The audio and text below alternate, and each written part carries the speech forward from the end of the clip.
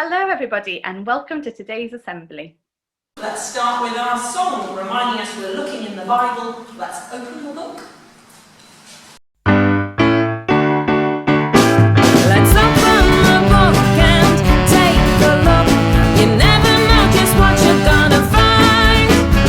Let's open the book and take a look. Hurry, hurry, don't get left behind. Let's open the book and take a look. You never know just what you're gonna find. Let's open the book and take a look. Hurry, hurry, don't get left behind. After the Holy Spirit came to the disciples, they started telling people about Jesus in Jerusalem. But today's story tells us a bit more about surprising things that happened to one of those disciples when he travelled outside of Jerusalem. The leaders of the people kept stirring up trouble against the disciples. Some of Jesus' followers kept being put in prison or beaten up. One man named Stephen was even stoned to death. Because of this, they all separated, moved to different villages, and were travelling all around Israel, telling people about the good news of Jesus. One of Jesus' followers was Philip. Jesus, who you have heard of, who died on the cross and came alive again, he's here with us now, and he wants to heal you. Philip, change your plan. Go south on the desert road. So Philip got ready and set out as the angel had told him. Oh, it's very hot here. I've been walking for miles and my feet are killing me. I wonder why God wanted me to come here. I've hardly seen anyone. Suddenly Philip saw some dust on the horizon. It was a chariot coming down the desert road. The man in the chariot was African, an important official from Ethiopia.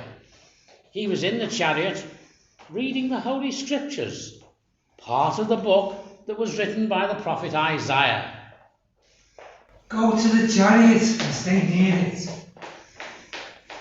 He was led like a sheep to be killed. He was as quiet as a lamb is when its wool is being cut.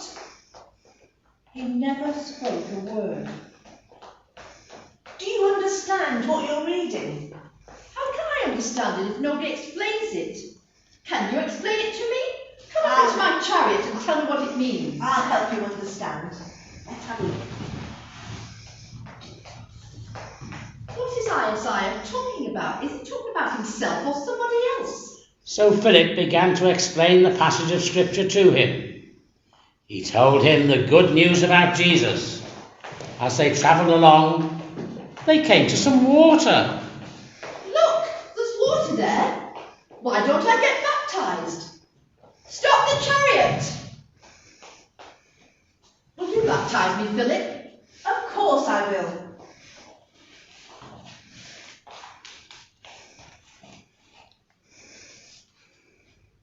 I baptize you in the name of the Father, the Son, and the Holy Spirit. When they came up out of the water, the Holy Spirit suddenly took Philip away, and the Ethiopian never saw him again. But he went home to Africa, rejoicing that he was now a follower of Jesus as well. Meanwhile, Philip found himself in another town, and he carried on preaching the good news wherever he went. Did you notice anything surprising about that story? Philip was sent to an empty desert just to talk to one man. But that one man went back to his home country in Africa and told the good news of Jesus to more people. Others then spread the stories of Jesus to more and more countries. Eventually, people told the stories here in the UK, which is why we know about him now. We can choose to tell Jesus' story to others like Philip did. Who knows who will hear them and want to find out more. We'll say a prayer now. You don't have to if you don't want to. It's all right. Thank you, God, that the story of Jesus was shared with so many people, and that we know about you today. Help us to be like Philip and the Ethiopian, sharing your story with others. Amen. We're going to sing our song now. If you'd like to join along with us with our actions.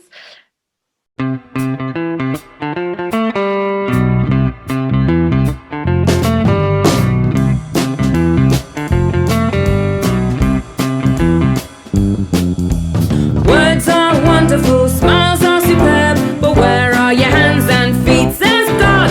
Heartstrings may be pulled, feelings may be stirred, but where are your hands and feet? I need your hands and your feet to care for those who you meet. I need your head, knees and toes to go wherever you go and reach in love to all the world.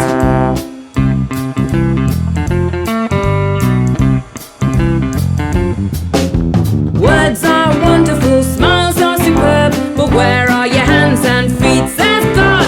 Heartstrings may be pulled, feelings may be stirred, but where are your hands and feet? I need your hands and your feet to care for those who you meet. I need your head, knees and toes to go wherever you go and reach in love to all the world.